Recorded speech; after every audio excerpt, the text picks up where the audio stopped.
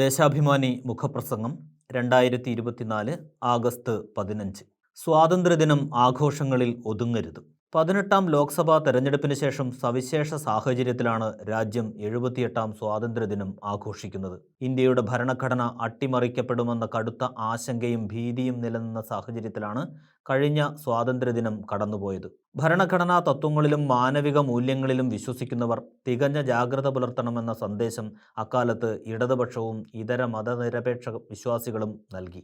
British സാമ്രാജ്യത്വത്തിനെതിരായി നടന്ന ദീർഘമായ സ്വാതന്ത്ര്യ സമരത്തിൻ്റെ സംഭാവനയായ മതനിരപേക്ഷ ഭരണഘടനയെ അട്ടിമറിക്കാൻ ശ്രമിച്ചവർക്ക് താക്കീതായ ജനവിധിയാണ് ഏതാനും മാസങ്ങൾക്ക് മുമ്പ് നടന്ന ലോക്സഭാ തെരഞ്ഞെടുപ്പിൽ ഉണ്ടായത്. 16ഉം 17ഉം ലോക്സഭാ തെരഞ്ഞെടുപ്പുകളിൽ തനിച്ച് കേവല ഭൂരിപക്ഷം നേടിയ BJPക്ക് ഇത്തവണ അത് ആവർത്തിക്കാൻ കഴിഞ്ഞില്ല. ഭരണഘടനയുടെ സ്വഭാവം മാറ്റിമറിക്കാൻ 400-ൽ കൂടുതൽ സീറ്റ് നേടാൻ തീവ്രമായി ആഗ്രഹിക്കുകയും പ്രവർത്തിക്കുകയും ചെയ്ത BJPയെ വോട്ടർമാർ 240 സീറ്റിൽ ഒതുക്കി. സഖ്യകക്ഷികളുടെ സഹായത്തോടെ ഒപ്പിച്ചെടുത്ത ഭൂരിപക്ഷത്തോടെ 3ാം വട്ടം പ്രധാനമന്ത്രിയായ നരേന്ദ്രമോദി അതേസമയം പ്രത്യേകിച്ചൊന്നും സംഭവിച്ചില്ലെന്ന മട്ടിൽ മുന്നോട്ടു പോകാനാണ് ശ്രമിക്കുന്നത്.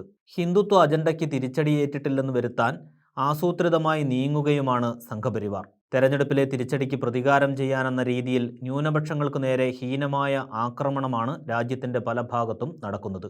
ബജറ്റ് സമ്മേളനത്തിൽ അവതരിപ്പിച്ച വഖഫ് നിയമ ഭേദഗതി ബിൽ മോദി സർക്കാരിൻ്റെ ന്യൂനപക്ഷ വിരുദ്ധ നിലപാടിൻ്റെ ഭാഗമാണ്. പുതിയ സഖ്യകക്ഷി സർക്കാരിൻ്റെ പൊതുബജറ്റ് രാജ്യത്തിൻ്റെ ഫെഡറൽ സംവിധാനത്തിന് വെല്ലുവിളിയായി. രാഷ്ട്രീയ സമ്മർദ്ദവും പ്രതികാര മനോഭാവവും ഒത്തുചേർന്നപ്പോൾ ഭൂരിഭാഗം സംസ്ഥാനങ്ങളും ബജറ്റിൻ്റെ പരിഗണനയിൽ നിന്ന് പുറത്തായി. ദക്ഷിണേന്ത്യൻ സംസ്ഥാനങ്ങളാണ് ഇതിൻ്റെ കെടുതി കൂടുതൽ അനുഭവിക്കുന്നത്.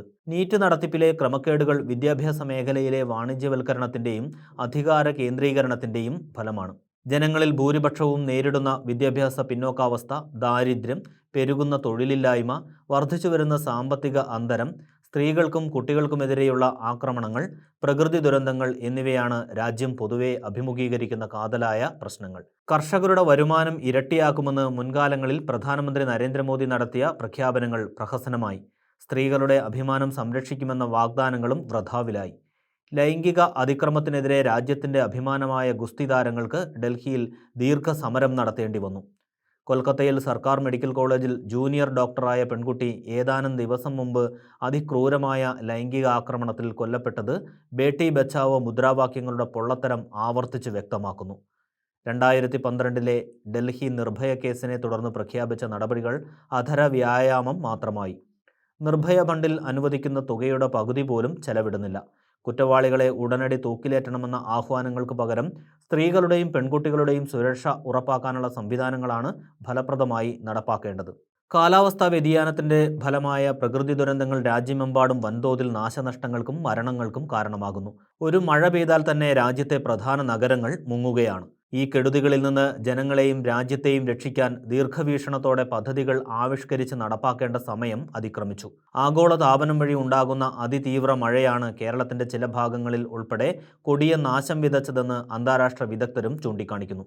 കാലാവസ്ഥാ വ്യതിയാനം നേരിടാനുള്ള ആഗോള പദ്ധതിക്ക് നേതൃത്വം നൽകാൻ ഇന്ത്യ മുന്നോട്ട് വരേണ്ടതുണ്ട്. ഈ സ്വാതന്ത്ര്യദിനം ആഘോഷിക്കുമ്പോൾ ഇത്തരത്തിൽ വലിയ ഉത്തരവാദിത്തങ്ങളാണ് ഏറ്റെടുക്കാനുള്ളത്.